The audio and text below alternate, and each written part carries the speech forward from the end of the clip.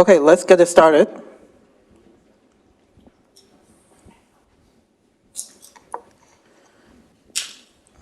Okay, good evening, everyone. Thank you very much for coming to this seminar tonight. I'd like to start off by thanking our co-sponsors, Circuits and System Society, CAS, and also Consultants Network of Silicon Valley, CNSV, for co-sponsoring this Solid-State Circuit Society seminar tonight. As always, I just go quickly through some announcements. So also a special thanks goes to Texas Instrument, TI, for providing the venue. So let's have a round of applause for TI.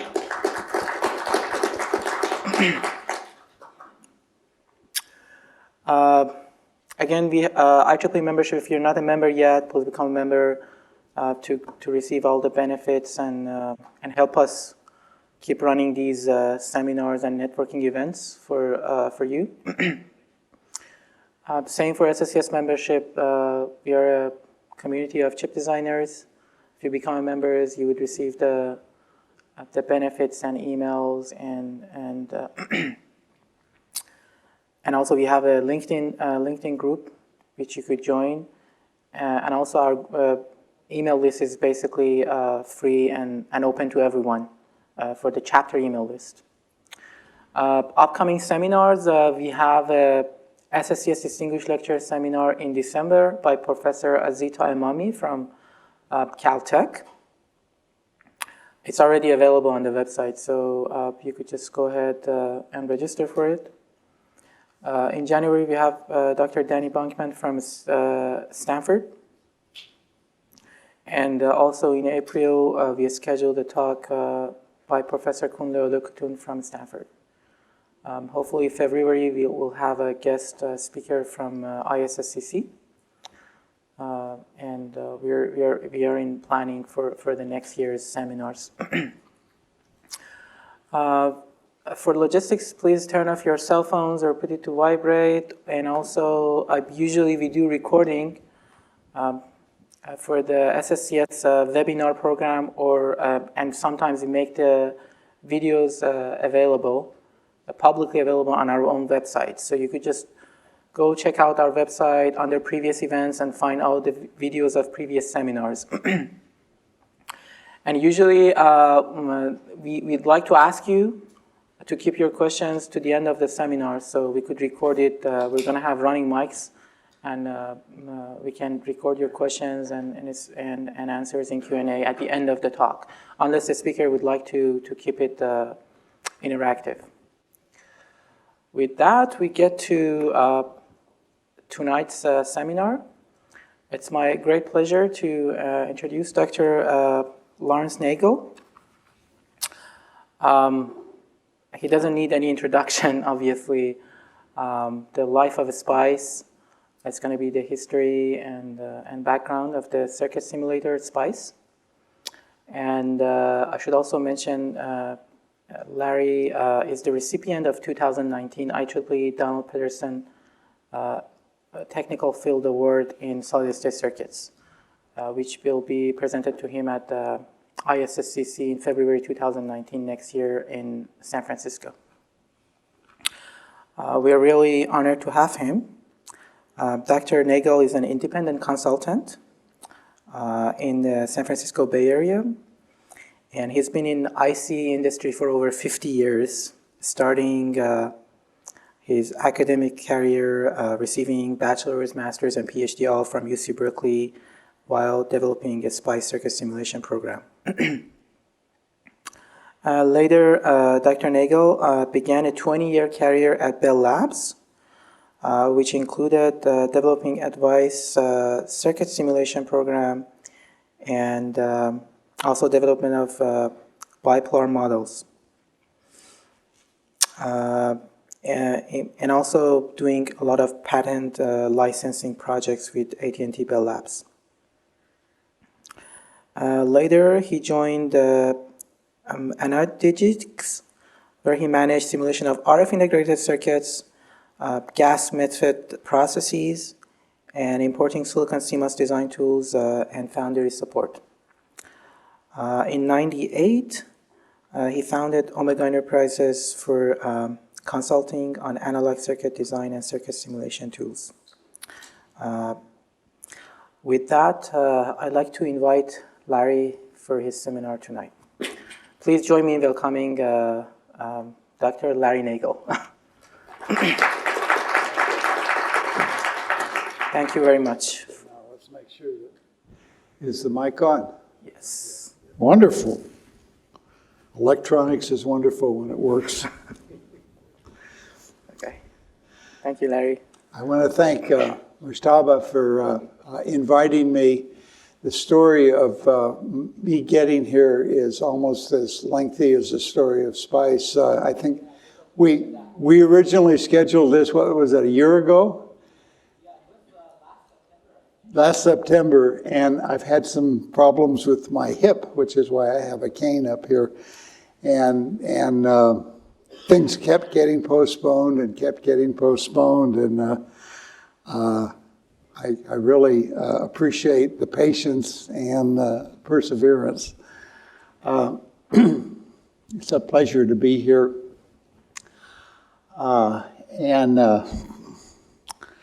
With that, let's see if we can... Okay, for those of you who don't frequent Corey Hall, which is the electrical engineering building in UC Berkeley, I put this picture up. Back in 2011, we marked the official 40th anniversary of SPICE, and we marked it with an IEEE milestone. IEEE goes around and identifies significant events that happened in the history of electrical engineering around the world. Not surprisingly, there's an enormous number of these milestones posted in the Bay Area because so much of the innovation that happened in electrical engineering happened right here. So this is hanging on the wall at Corey Hall. Next time you're up there, stop by and have a look at it. And it simply identifies SPICE as been used to train many students in the intricacies of circuit simulation. SPICE and its descendants have become essential tools employed by virtually all integrated circuit designers. So, the brief history, the program was first released to friendly users in 1971, and Don Pederson presented a paper at the Midwest Symposium on Circuit Theory in 1973, so that's when it was officially designed, or officially announced. So if you go back into the archives, you won't find anything that says SPICE on it prior to 1973. I'll get into what preceded SPICE before, but so in the 70s, it was the adoption by both at universities and within industry was phenomenal. And by the 1980s, literally, it had become a de facto industry standard. That was SPICE2 G6. So I'm just going to kind of give a little more detail as to this journey and what happened along the way. I probably don't need to tell too many circuit designers this, but I like to just look back and see what, not only SPICE, but the advantages of using any circuit simulator, any computer-aided tool. It has a multitude of applications, and most of them are in harmony with each other. But the reason that we did this at Berkeley, not only SPICE, but all the other tools, was that it's a wonderful teaching tool. It allows students to actually see how circuits work, to dissect them, to try things that you really wouldn't be able to do in a laboratory, and you really wouldn't be able to do in a laboratory in the same amount of time. You can construct 10 different versions of your circuit, run them on SPICE, and have your simulations back in a couple of nights back in 1970. Now you can do it on your cell phone in a couple of minutes, but back in 1970, maybe it would take you a night or two. But to actually have to build 10 circuits, get all 10 circuits working so that you could compare how they worked, as you did with SPICE, would take literally a semester of time. And so the amount that somebody could learn at a university in 1/4 of time, 1/4 session, was enormously accelerated by having computer tools. Likewise, once that student graduates and goes out and begins designing circuits for a living, the same thing applies. You can test your circuit without actually having to build it. And for integrated circuits, that's a big, big advantage, because building an integrated circuit is a very expensive proposition, and it's a fairly time-consuming proposition. So you can't run an integrated circuit business nowadays by building circuits where you have any kind of uncertainty as to whether it's going to work. You have to have simulated, re-simulated, and over-simulated that circuit so that you know when you fork out your millions and millions of dollars for masks, you're going to get a wafer that works. So probably the most important thing that a simulator gives you is variational analysis. You can see how your circuit will respond to variations in circuit parameters. And we all know that actually the variation in circuit parameters has gotten worse and worse and worse as design sizes have gone down. Transistors in 1970s were fairly predictable because their device sizes were in the tens of microns. You can't say that same thing now. These transistors are really, there's a tremendous amount of variation in them, and so you need to be able to take that into account when you're designing your circuit. Again, something you can't do in the laboratory. So, and the final thing is that it allows you to, as a part of the variational analysis, it allows you to understand the sensitivity of your circuit to operating conditions, to parametric variations, to temperature, PVT, all of that stuff. Again, something that you would only find out by running wafers and wafers and wafers through a line, measuring many, many, many chips, and then coming up with statistics, which is time-consuming and very expensive. So all of these things are something that a simulator can really help with. Okay, what's the downside? Somebody mentioned it's too bad Bob Pease can't be here, because if he could be here, I'd just let him take over this slide. But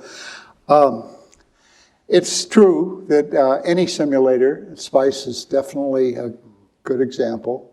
It doesn't always work. It gives you the wrong answer, and usually the reason it gives you the wrong answer is that you gave it the wrong input. But nonetheless, you can't trust SPICE with your life. It is going to give you wrong answers, and you're going to have to understand when you can trust the results and when you can't. So we're not going to replace the human brain in the design process. And I don't think, maybe at some point people thought we could do that, but I don't think that's a reality. It is true, and I've seen this from teaching community college, that students can get so carried away running the program that they forget that they were trying to learn how a circuit works. And they get more and more involved in playing around with the computer rather than thinking about how circuits work. And again, I can't stress enough that it really scares me when people trust my program and trust it so much that they come up and they'll make a statement, but I know this circuit's got to work because SPICE said it would. And no, the SPICE will help you, but the circuit doesn't work until you build it and measure it and show that it works. Getting back to the early origins, this goes back a few years now. The genesis of this entire story was a series of classes that Ron Rohrer taught at Berkeley in the academic year 1969-1970. Now, at the time, Ron was actually, technically speaking, he was on sabbatical, or he had taken a leave of absence so that he could work at Fairchild. And he was brought back from that leave of absence, and another one of the professors at Berkeley, Ernie Koo, was just about to become a department chair, so he didn't have time to teach a course, teach his usual courses. He taught 3 courses in synthesis, circuit synthesis, which is a heavily circuit theoretic. If you want a Butterworth filter with this kind of a roll-off and this and this and this, how do you make it? How do you synthesize the R's and the L's and the C's that will give you a 4th order Butterworth filter with X dB of roll-off here and there? And, circuit synthesis. So Ron was recruited to teach that course, and Ron's you have to know Ron if you know Ron, you would understand that he's not going to teach something he doesn't want to teach. So he decided that he was probably to the horror of Ernie Koo. He decided instead of teaching circuit synthesis, he was going to teach circuit simulation. And he turned these 3 circuit synthesis courses into 3 circuit simulation courses. And the whole idea behind this was that as his students, we were going to learn how a simulator worked, and we were going to learn it the best way possible, which is to actually write one ourselves. And to add a little motivation to the mix, Ron selected Don Pederson, who would later be my research advisor and who I had done a senior project with, to be the judge of whether this was a good simulator or not. So if Don didn't like it, or if Don liked it, then we'd all get an A in the class. And if Don didn't like it, we would not pass the class. That was how Ron coached us. So that's pretty powerful motivation. And because I had done a senior project for Don, I became the liaison. They wanted to make sure that I made sure that Don liked the program. And for those of you that know Don Pederson, you don't tell Don what to do, so it was sort of silly to expect that I could do that, but that's what the students thought they'd get away with. So I thought I'd just give a brief perspective on computing, because I see a lot of young faces here, and I know I'm going to be talking about a lot of things that some of you probably, maybe you've read in history books, but the computer we had at the time was a Control Data Corporation 6400. That was the poor sister to the CDC 6600, which was up on the hill at the radiation laboratory, which in 1970 was the most powerful computer in the world. The 6400 didn't have 2 processors. It only had 1 processor. It didn't have quite as much memory, and it had a few other features which made it a little less expensive, and not quite as high performance. And it made it more appropriate for a university and less appropriate for a nuclear research laboratory that the government was funding at megabucks. So the way you use this computer, the input to the computer was punch cards. Now, I want to just take a break here and say, show of hands, how many people have ever written a program with punch cards? Holy cow. I thought there'd be 2 hands raised. We had a talk by... Oh, yeah. We had a talk at CNSV Tuesday on disk drives, and he asked the same question. Now, this is a consultants network, so a little more white hair in the audience. And almost everybody raised their hand that they'd done punch cards. But, okay, the input to the computer was punch cards. We didn't have disk drives yet. Oh, yes, we had them, but they cost $1 million a gigabyte. So it was a little, not something you'd find at a public university.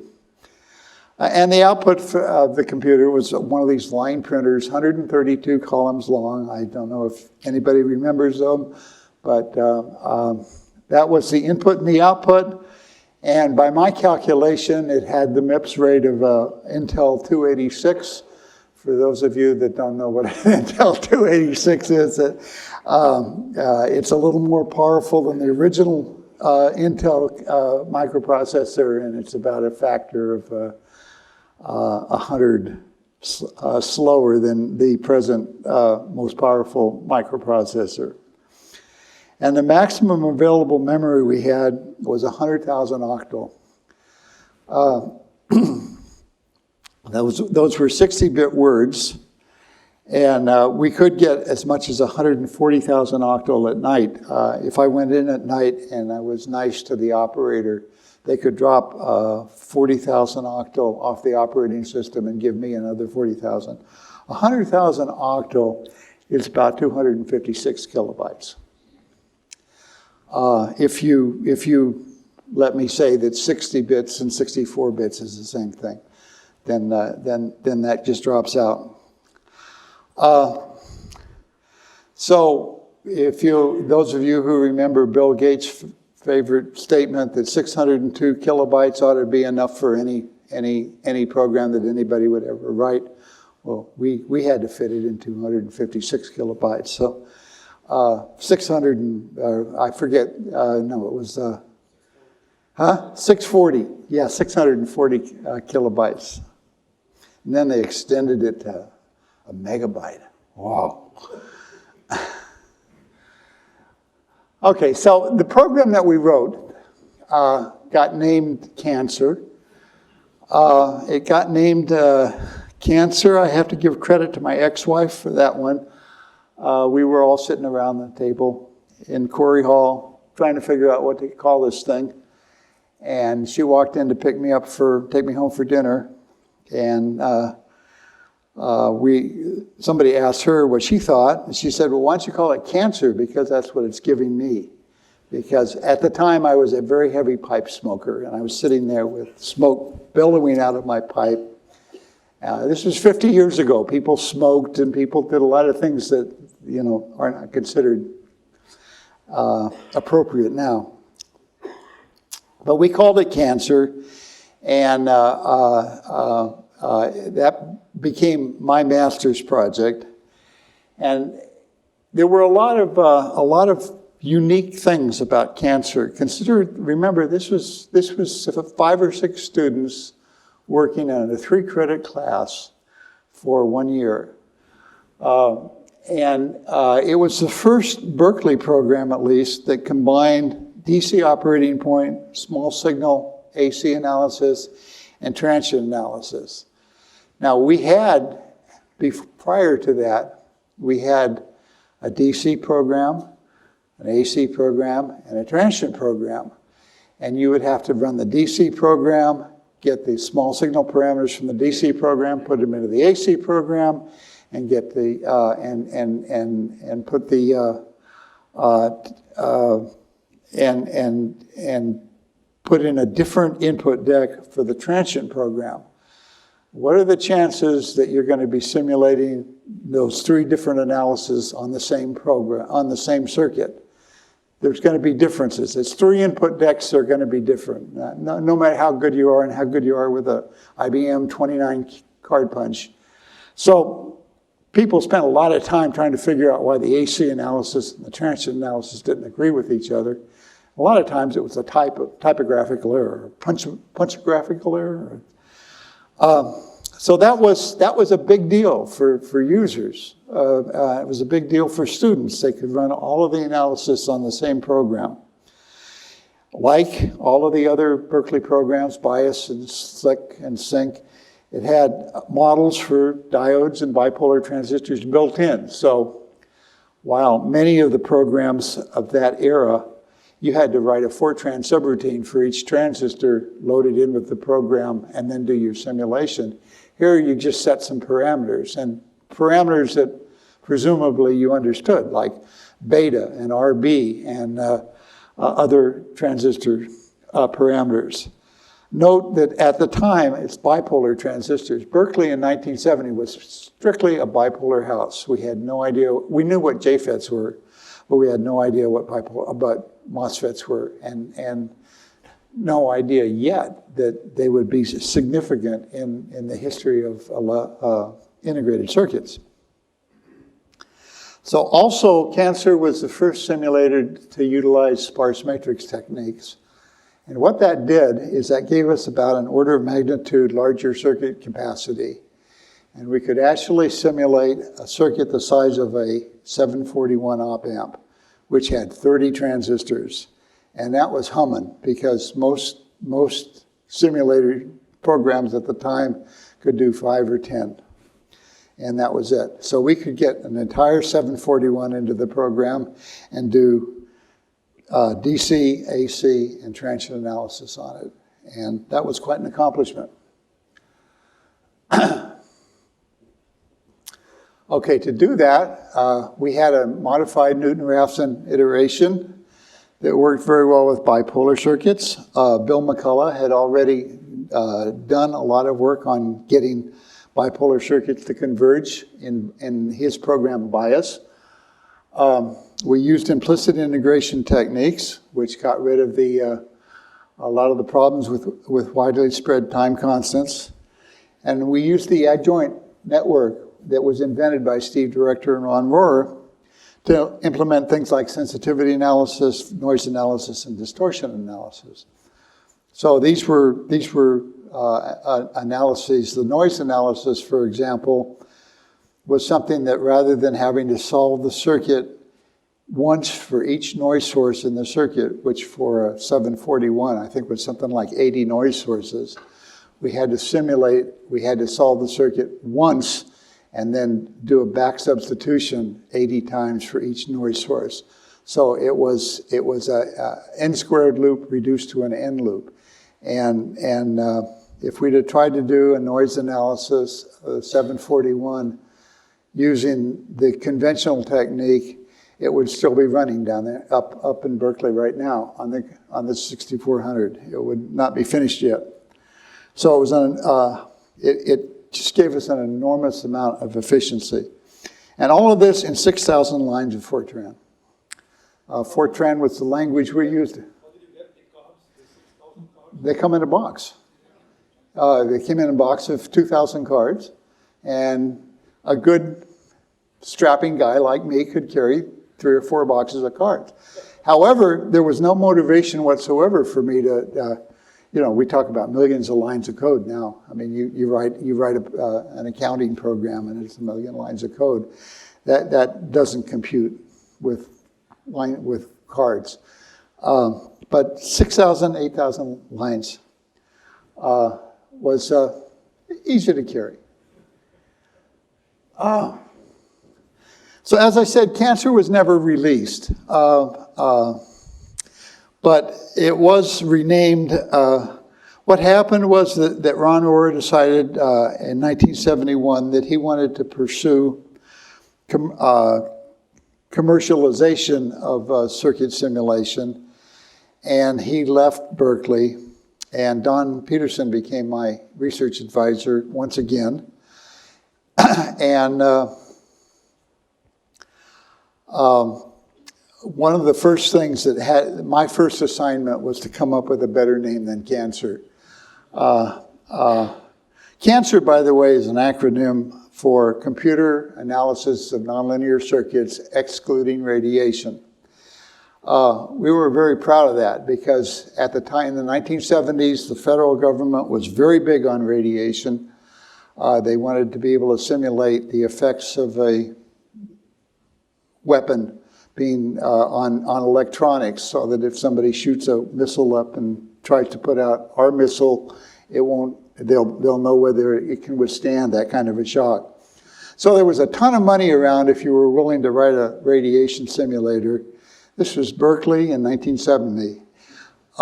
There was no interest whatsoever in writing a radiation simulator. We were very proud of the fact that we did this with graduate sweat labor and grants from the NSF.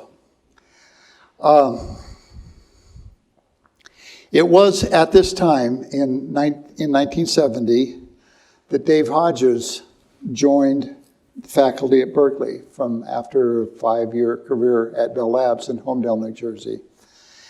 And Dave was a real visionary. In 1970, it wasn't at all obvious that MOSFETs were useful for anything.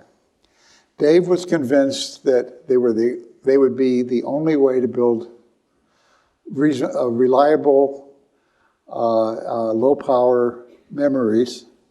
And he was also convinced that eventually MOSFETs would take over bipolars everywhere.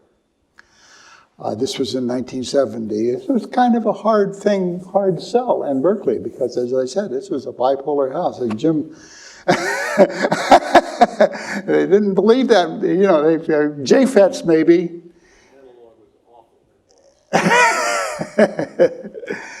So, but anyway, Dave was convinced, and he asked me, would it be possible to, would it be possible to put a MOSFET model into SPICE? And I said, sure, of course. And I put one in, and it's the same model that was in a paper by Shichman-Hodges. That's why I called it the Shichman-Hodges MOSFET model, but it was really a SAW-POW model that I didn't know MOSFET models, and I didn't know who SAW was, and I didn't know who POW was, but I knew Dave Hodges, and I knew Harold Shichman, so I called it the Shichman-Hodges model. Neither one of them ever wrote a MOSFET model in their life. And I've been called on the carpet for that several times, but that's okay. So at this point, as I said, the major emphasis was a teaching tool. So SPICE got launched on EE students, both graduate and undergraduate, whether they wanted it or not. And lots of students, there was a lot of reticence in students. They just wanted to be able to go home, do their problem set, and do all the other things that students do.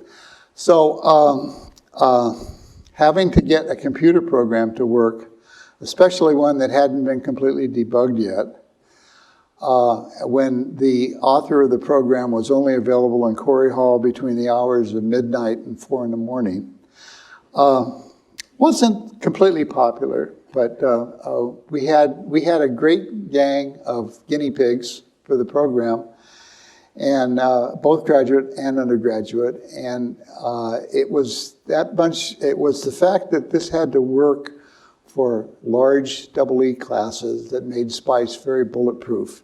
It was pretty hard to kill it. You could get wrong answers from it, but it wouldn't die on you because the graduate students, namely me, had to run these had to take the students' cards card decks and run them, take them over to the computer center, run them, and bring back the printout and put them in the mailboxes for the students. This is called graduate research. I didn't want to do that, so I wanted to make sure that I didn't have to run the same thing over and over and over again because SPICE was dying. So the reason that SPICE, it was when we first started this, nobody had any idea that this was going to become a phenomenon. And if you'd asked anybody, well, you think SPICE is still going to be around 50 years? No. I don't think anybody even imagined that. All we wanted to do was get our degree and graduate. We had no idea what was going on here. But I think the first reason that the program was as successful as it was it was public domain software. SPICE, I like to make the claim that SPICE was the first open source program ever released. And it was the open source contract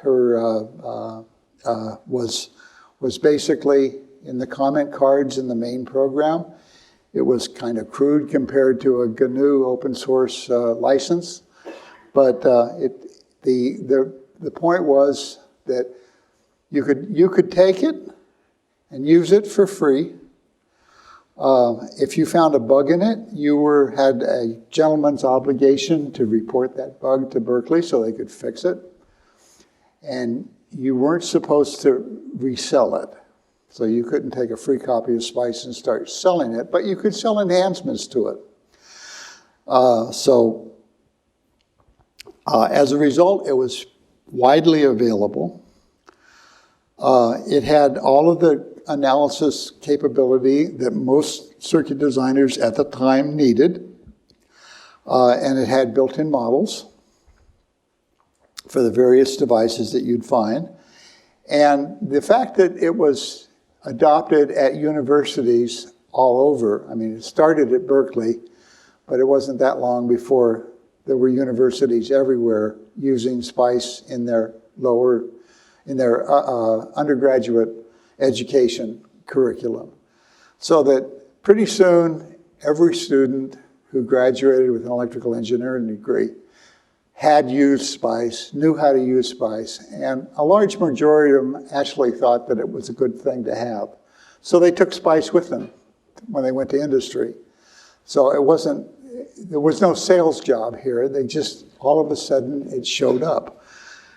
And at the time, as I say, it could for the time, it could handle fairly large circuits. And it was written in fairly portable Fortran, so you could get it to work on a wide variety of computers, which was good because every company liked to have a different kind of computer. Okay, what were the limitations? As I said, the students weren't all that excited about using it, and it was not a user-friendly format. It's certainly compared to the simulation programs we have today, punching cards and whatnot was a pain.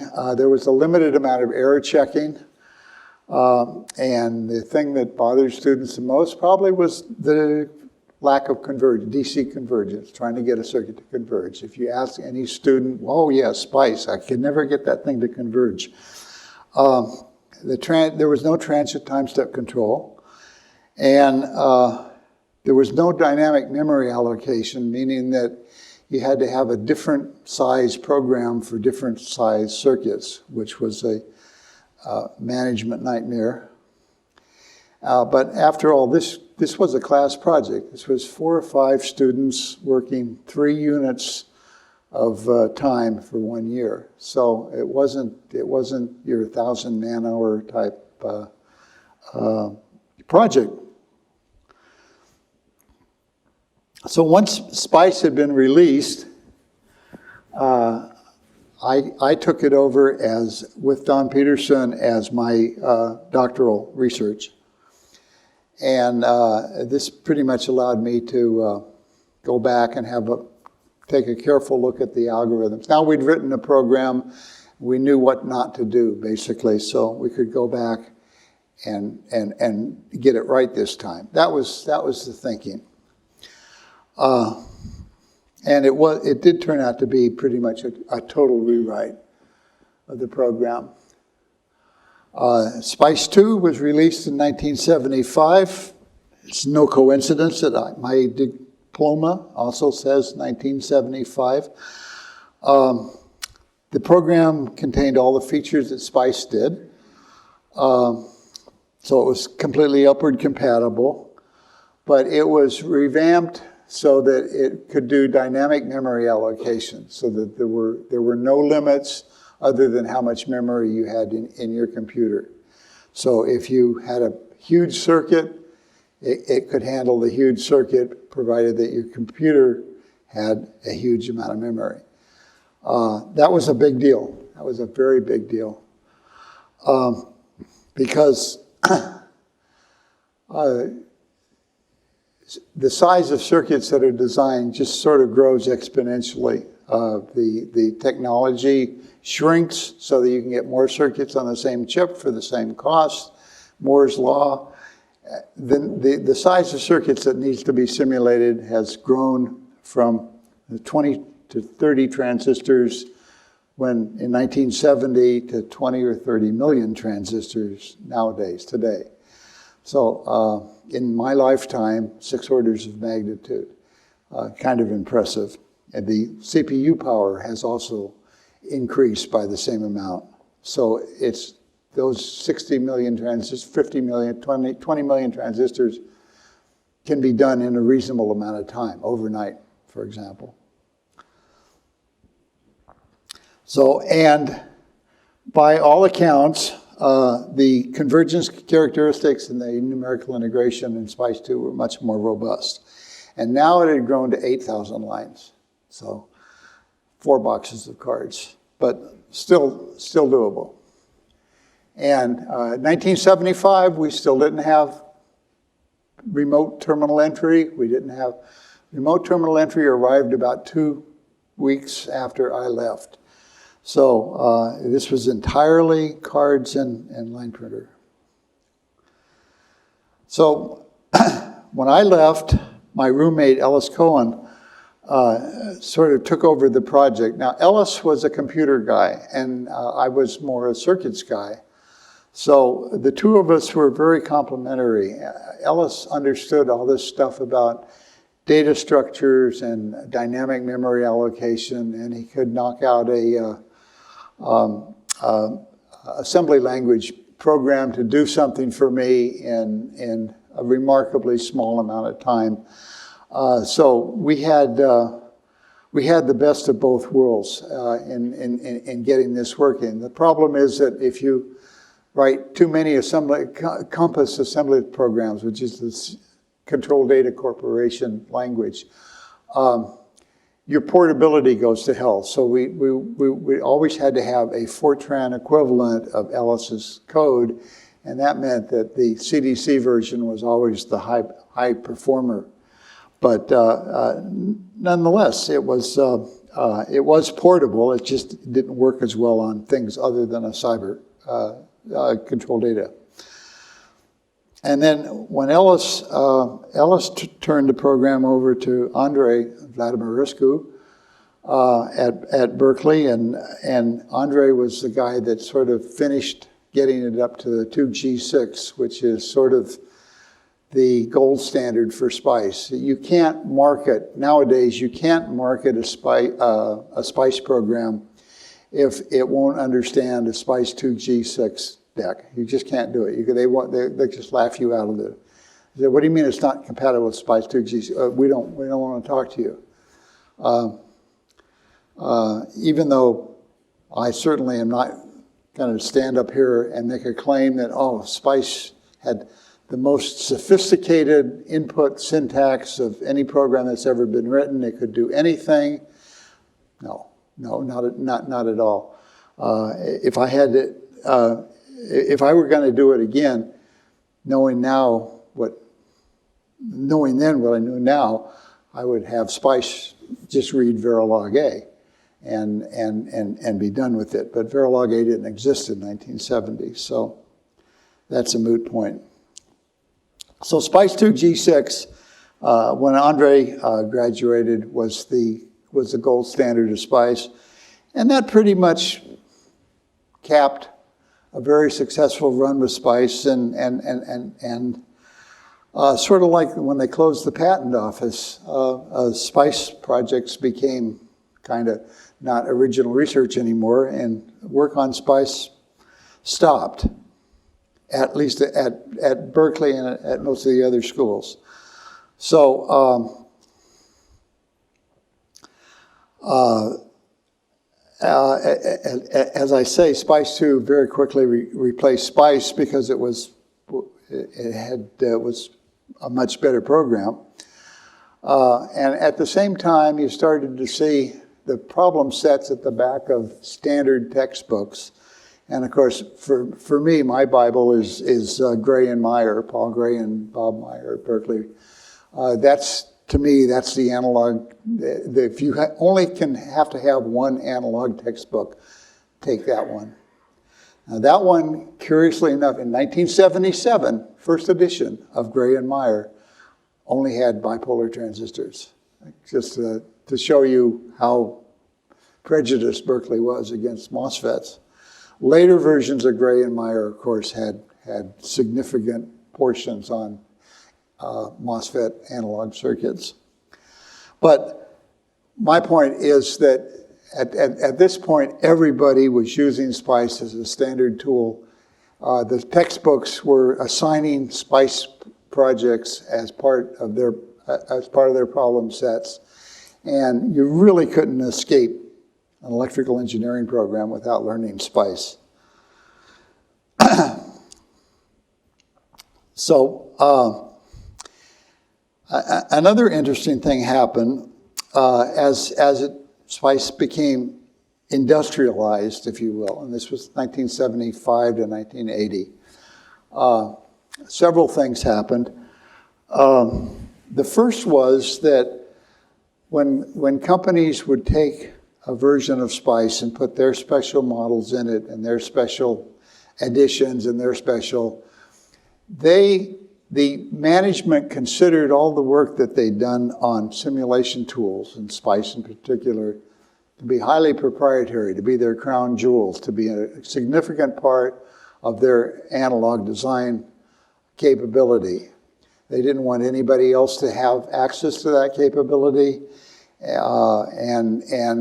So each major design house ended up with its own version of SPICE and its own built-in models that were not widely advertised to anyone else. And there was this sort of a bunch of silos, if you will, in the analog community. If you were at analog design, you had no idea what the models were being used at National, unless somebody jumped ship and came in and said, these models suck, we got much better models than this at ADI, why don't we improve the models? But for the most part, it was separate silos.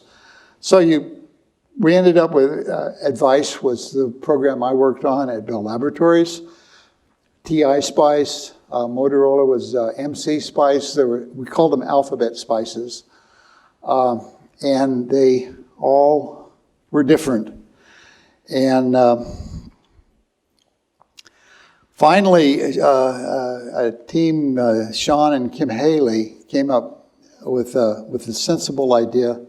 They actually came up to Berkeley and got a copy of SPICE when it was SPICE2E. SPICE2 G6, remember, is the standard. And they converted it. They made it industrial strength, is what they called it. They got it to run on a Cray 1 computer and greatly expanded the size of the circuit. They put in their own proprietary model that they wouldn't let anybody see the code to, but they taught everybody how to use it, and it turned out to be a pretty good model.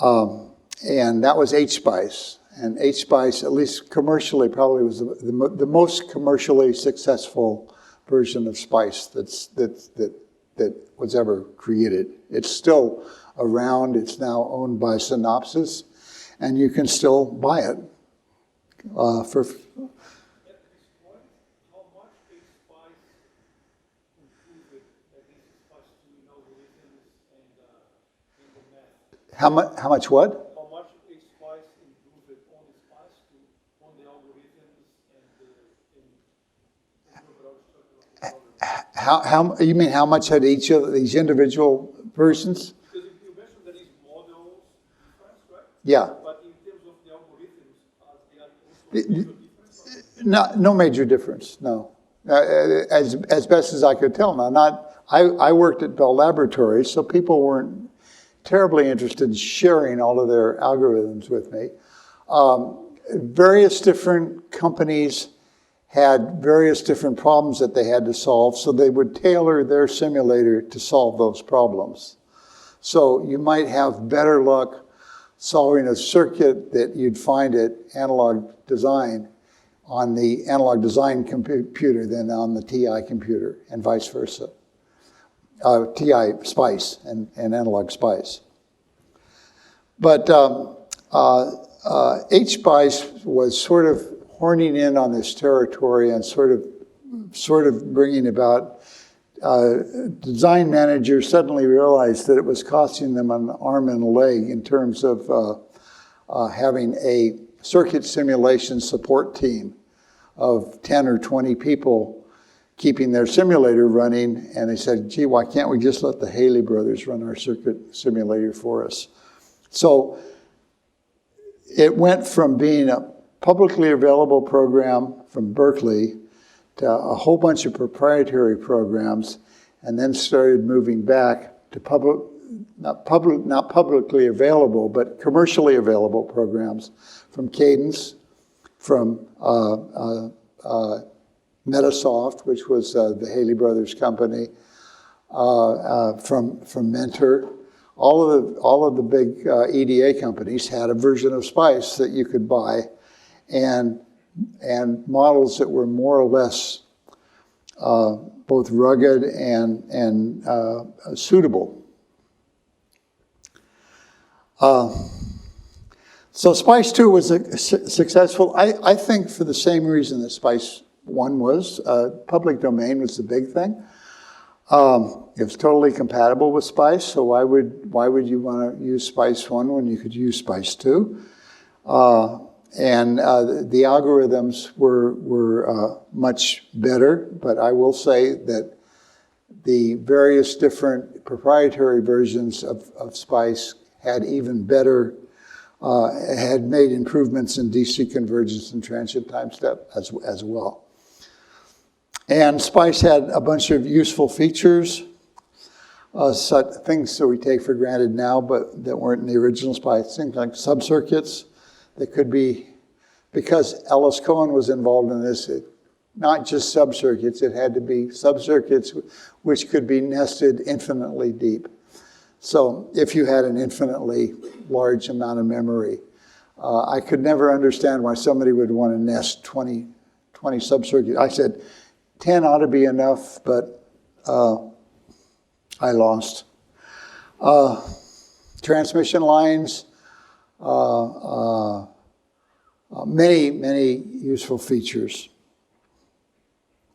So as I said, after about 1976 or so, SPICE went into kind of a hiatus, and it wasn't until about 1983 that Tom Quarles came along and sort of revived, convinced Don Pederson that it was worth taking another look. And part of the sales pitch was that, you know, Fortran is kind of a old program of language, obsolete language. Obsolete's not the right word, but it's not a modern language. There's been a lot invented in terms of computer algorithms since 1975. And we really ought to take another look at this. So that was in 1983. 6 years later, SPICE3 was released into the public domain. So there was a lot of time that went into developing SPICE3. And I think the biggest motivation for SPICE2 was that everybody had realized what a pain in the neck it was to put a model into SPICE. And yet that's what everybody wanted to do, was put their own model into SPICE. So we had an enormous number of people worldwide putting models into SPICE, and with varying degrees of success.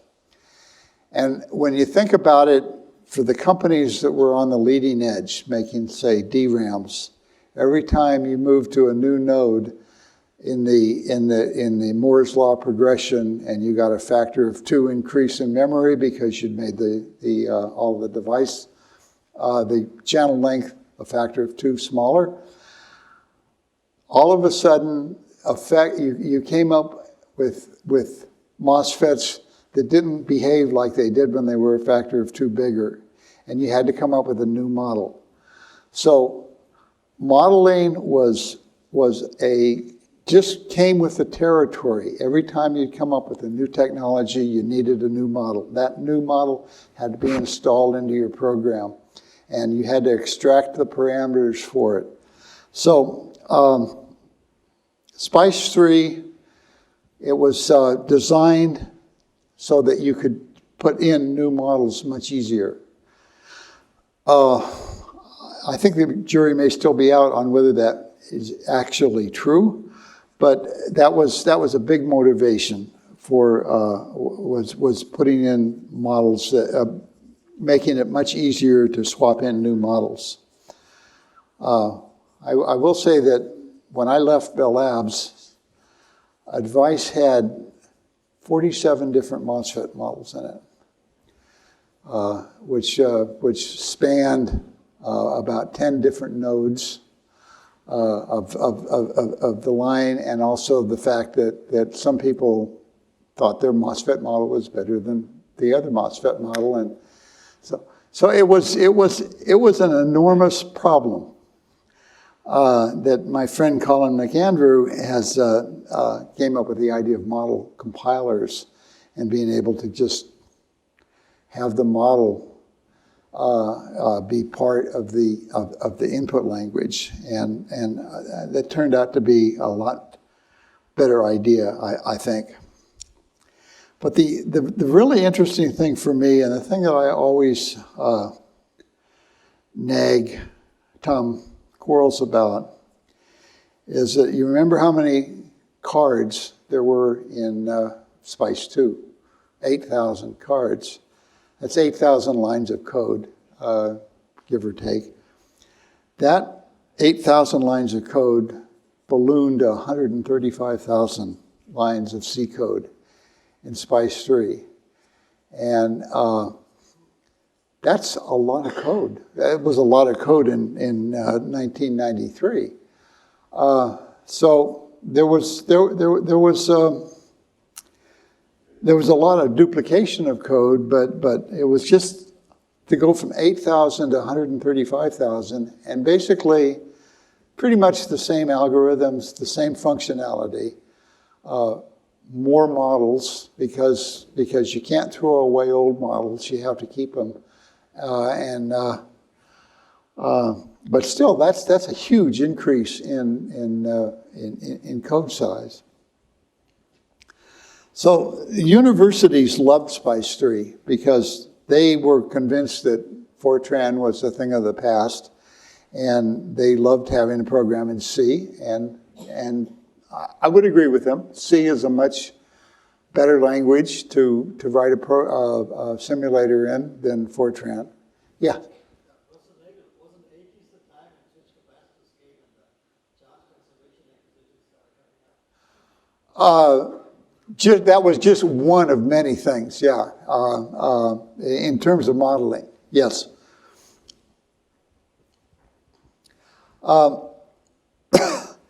And SPICE2 started being embedded in larger design projects. For example, performance-driven layout. You need a simulator to do performance-driven layout.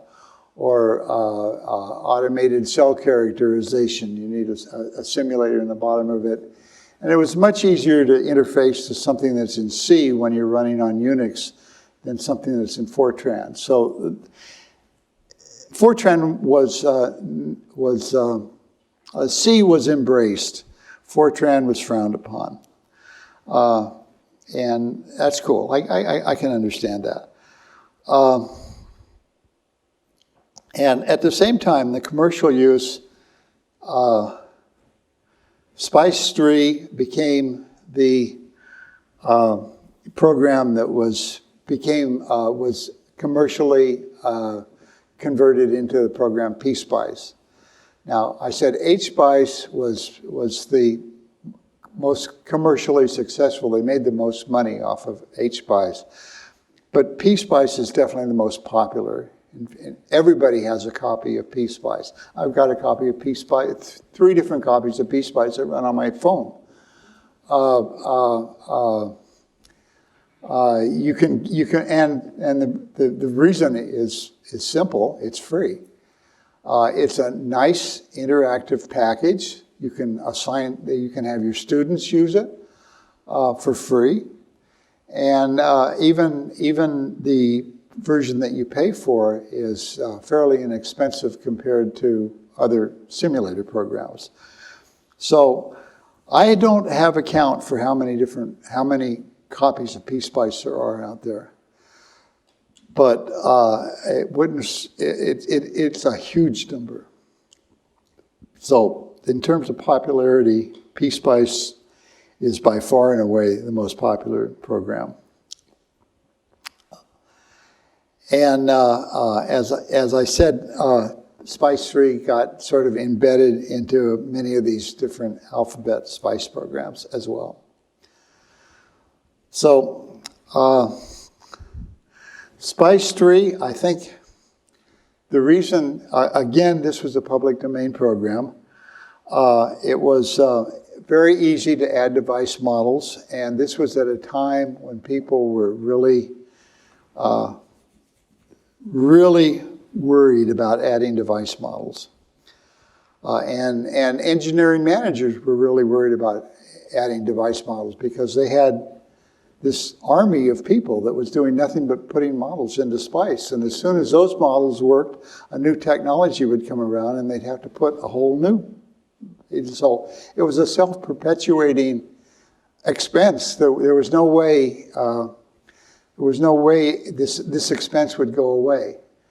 It was the opposite of NRE, non-recurring engineering. It was a recurring engineering expense. It just went on forever and ever, and people were. So this was one popular solution, and of course the modern data structures and the fact that it was in C. And many people were embracing Unix at this point. Berkeley Unix, BSD had come out, and it was only a matter of time before Linux would come over, and a lot of the engineering workstations ran Unix. So having a C program was a big advantage. So just sort of to recap, why is SPICE still around?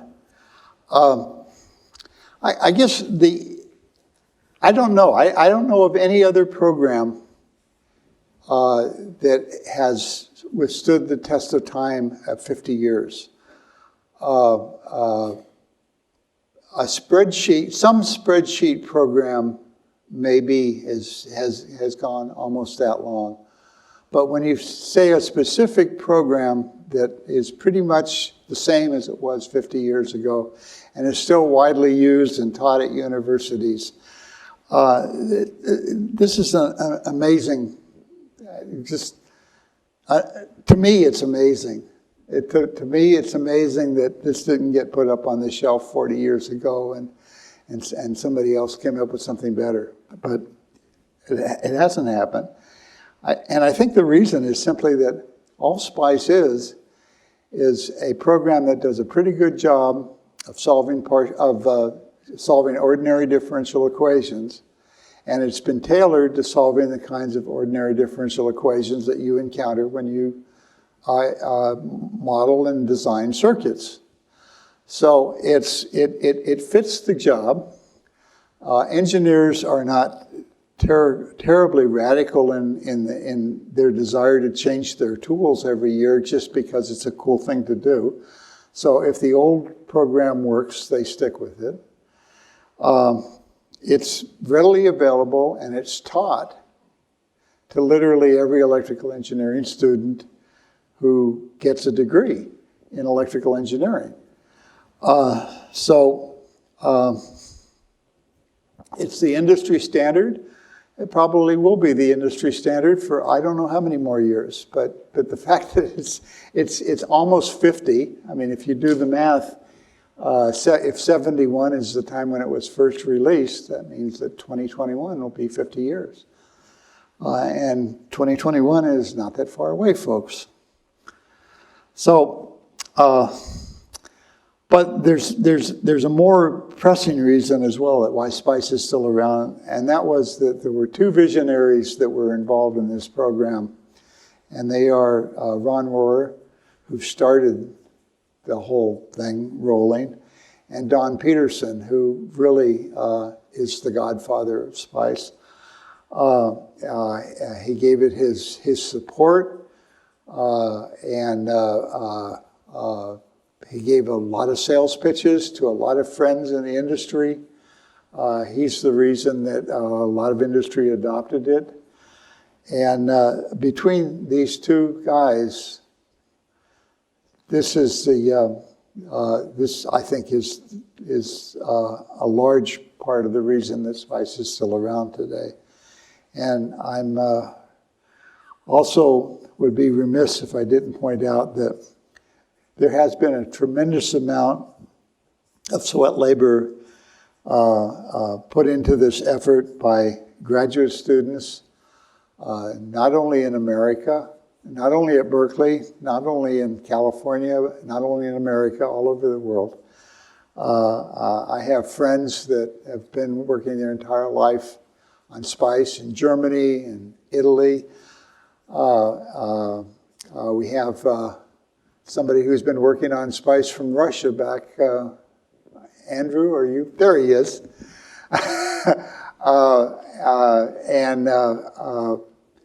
It's really an incredible universe of people that support SPICE, that work on SPICE, and that use SPICE.